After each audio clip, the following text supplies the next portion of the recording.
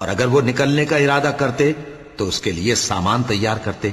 لیکن اللہ نے ان کا اٹھنا اور نکلنا پسند ہی نہ کیا تو ان کو ہلنے جلنے ہی نہ دیا، اور ان سے کہہ دیا گیا کہ جہاں معذور بیٹھے ہیں تم بھی ان کے ساتھ بیٹھے رہو۔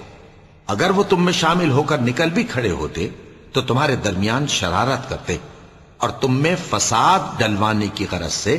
دوڑے دوڑے پھرتے، اور تم میں ان کے جاسوس بھی ہیں، اور اللہ ظالموں کو خوب جانتا ہے۔ یہ پہلے بھی طالب فساد رہے ہیں اور بہت سی باتوں میں تمہارے لیے الٹ پھیر کرتے رہے ہیں، یہاں تک کہ حق آ پہنچا اور اللہ کا حکم غالب ہوا اور وہ برا مانتے ہی رہ گئے۔ اور ان میں کوئی ایسا بھی ہے جو کہتا ہے کہ مجھے تو اجازت ہی دیجئے اور آفت میں نہ ڈالیے، دیکھو یہ آفت میں پڑ گئے ہیں اور دوزخ سب کافروں کو گھیرے ہوئے ہے۔ اے پیغمبر، اگر تم کو آسائش حاصل ہوتی ہے تو ان کو بری لگتی ہے، اور اگر تم پر کوئی مشکل آ پڑتی ہے تو کہتے ہیں کہ ہم نے اپنا کام پہلے ہی درست کر لیا تھا، اور خوشیاں مناتے لوٹ جاتے ہیں۔